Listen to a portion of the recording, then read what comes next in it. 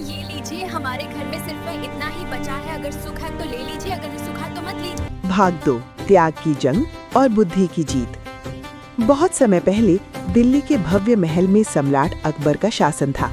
अकबर एक न्यायप्रिय और बुद्धिमान राजा थे, लेकिन उनका क्रोध जब भड़का तो मानो आग की लपटें पूरे दरबार को जला डालती। उनके सबसे करीबी और विश्वसनीय सलाहकार थे बीरबल, जो अपनी चतुराई, हास्य और बहुरूपिया बनने की कला से हर मुश्किल को हल कर देते। बीरबल का परिवार भी महल के आसपास रहता था।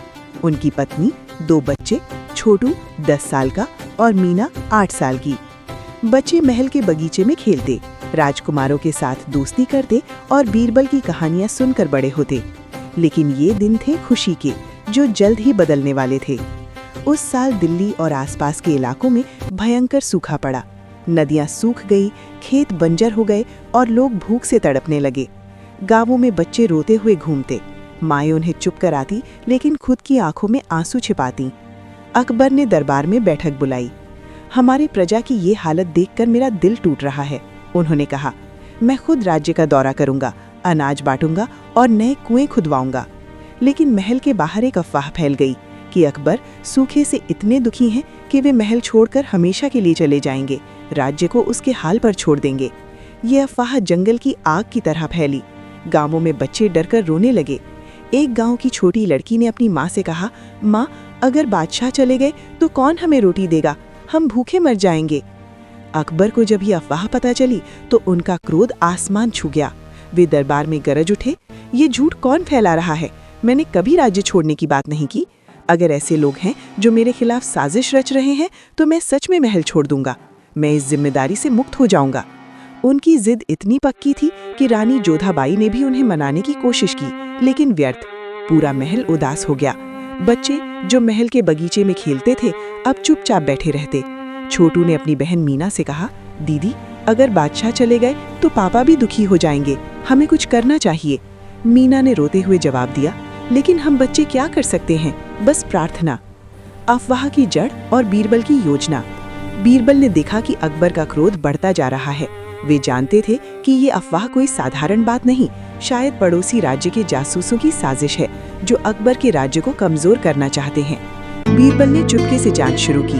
उन्होंने अपने विश्वसनीय दोस्तों से बात की, गांवों में घूमे और पता लगाया कि अफवाह की शुरुआत महल के एक पुराने नौकर से हुई थी, जो अब गायब हो चुका था। लेकिन अकबर को मनाना आसान नहीं था। वे जिद पर अड़े थे, अगर प्रजा मुझ पर भरोसा नहीं करती तो मैं क्यों रहूं यहाँ? मैं महल छोड़कर हिमालय की ओर चला जाऊंगा, संन्यास ले लूंगा। बीरबल ने एक योजना बनाई। वे बहुरूपिया बनने में माहिर थे, कभी किसान, कभी व्यापारी, कभी भिखारी का रूप धर लेते।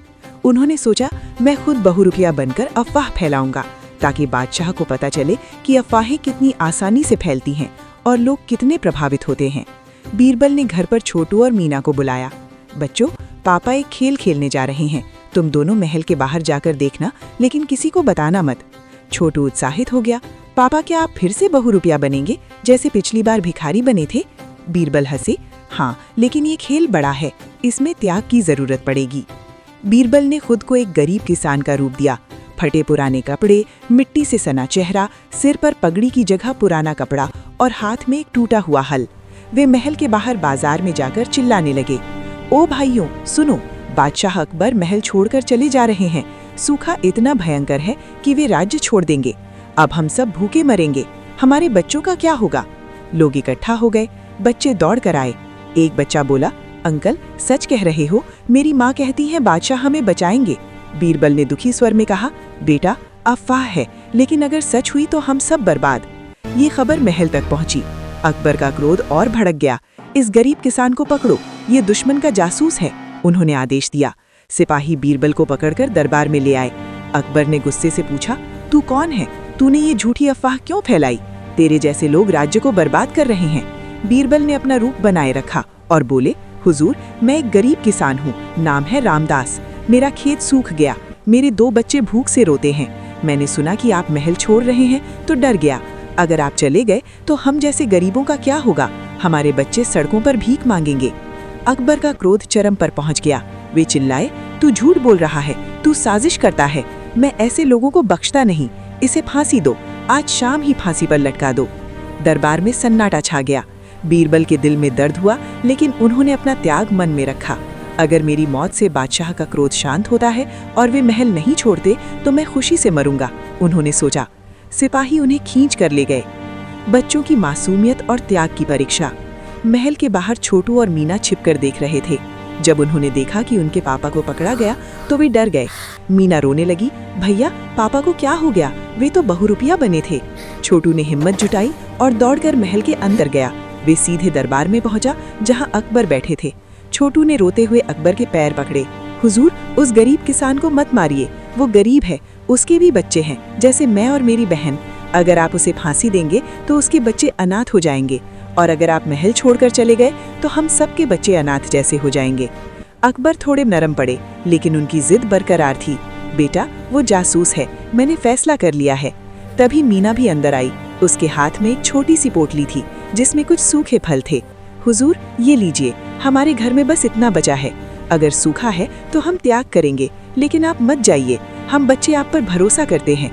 बच्चों की मासूमियत देखकर दरबार के लोगों की आंखें नम हो गईं, लेकिन अकबर अभी भी क्रोधित थे। बीरबल को जेल में डाल दिया गया। शाम होने वाली थी, फांसी की तैयारी हो रही थी। बीरबल ने जेल में बैठकर सोचा, ये त्याग जरूरी है।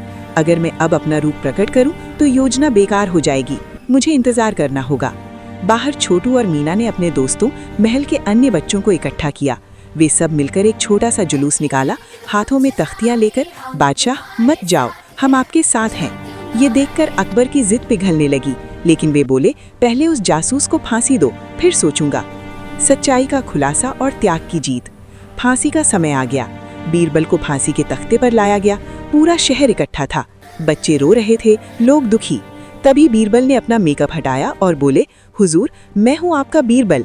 मैंने ये बहुरूपिया का रूप धरा ताकि आपको पता चले कि अफवाहें कितनी आसानी से फैलती हैं। मैंने खुद अफवाह फैलाई ताकि आप देखें कि प्रजा कितनी डर जाती है। मेरा त्याग था ये, अपनी जान की परवाह किए बिना आपको सच्चाई दिखाना। अगर आप महल छोड़कर चले जाते तो बच्चे, गरीब सब बिखर जाते। अकबर स्तब्ध रह गए। उनका क्रोध पिघलकर पछतावे में बदल गया। वे दौड़कर बीरबल के पास आए, उन्हें गले लगाया और बोले, बीरबल, तुमने मुझे मेरी जिद से बचा लिया। तुम्हारा त्याग देखकर मुझे शर्म आ रही है। मैं महल नहीं छोड़ूंगा, मैं राज्य की रक्षा करूंगा, सूखे से लड़ूंगा। फांसी की सजा रद्द कर दी गई। पूरे राज्य में जश्न मनाया गया। अकबर ने नए कुएं खुदवाए, अनाज बांटा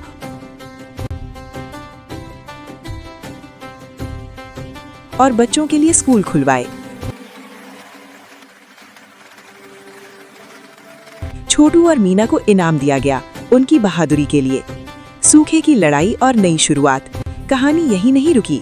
अकबर ने बीरबल की सलाह पर सूखे से लड़ने की बड़ी योजना बनाई। वे खुद गांवों में गए, लोगों से बात की।